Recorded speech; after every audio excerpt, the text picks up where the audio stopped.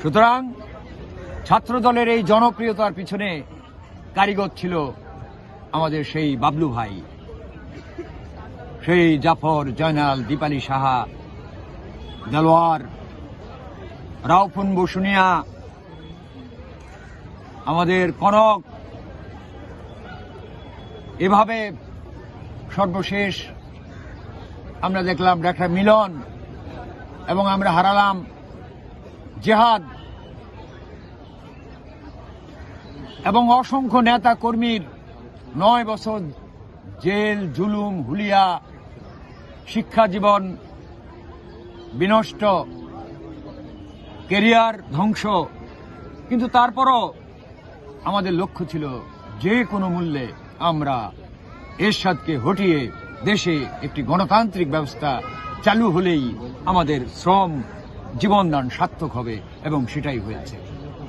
সুতরাং আজকে বেগম খালেদা জিয়া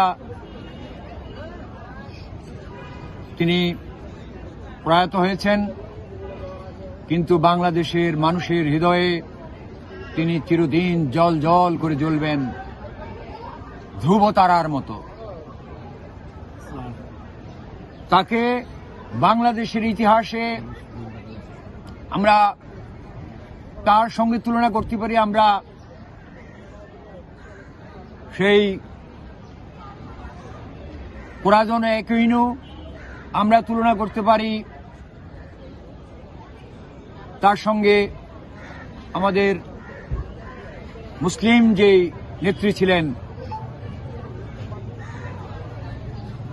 আমাদের বেগম রোকেয়া, তিনি যেভাবে জ্ঞানের মশাল হাতে নিয়ে এগিয়ে এসেছিলেন, বেগম খালেদা জিয়া ক্ষমতা আসার পরে নারী শিক্ষায় তিনিও এগিয়ে এসেছিলেন, এবং বাংলাদেশ থেকে অন্ধকার দূর করে নারীদেরকে প্রগতির পথে নিয়ে এসেছিলেন। এটা চারটিখানি কথা নয়। একজন গৃহবধূ থেকে রাজনীতিতে ঐতিহাসিক কারণে উনি এসেছেন। উনি কখনোই রাজনীতিবিদ ছিলেন না।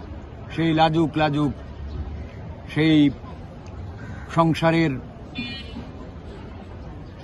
গৃহিণী, যিনি তার সন্তানদেরকে লালন পালন করেন, স্বামীকে দেখভাল করেন, তাকে স্বামীর মৃত্যুর পর তাকে আমরা বাংলাদেশের প্রয়োজনে রাজনীতিতে নিয়ে আসি। কিন্তু আশ্চর্যজনকভাবে ম্যাডাম খালেদা জিয়া তাকে তিল তিল করে এমনি রাজনৈতিক ব্যক্তিত্বে তিনি গড়ে উঠেছেন যা ইতিহাসে বিরল। তিনি জীবন থেকে শিক্ষা নিয়েছেন, রাজপথ থেকে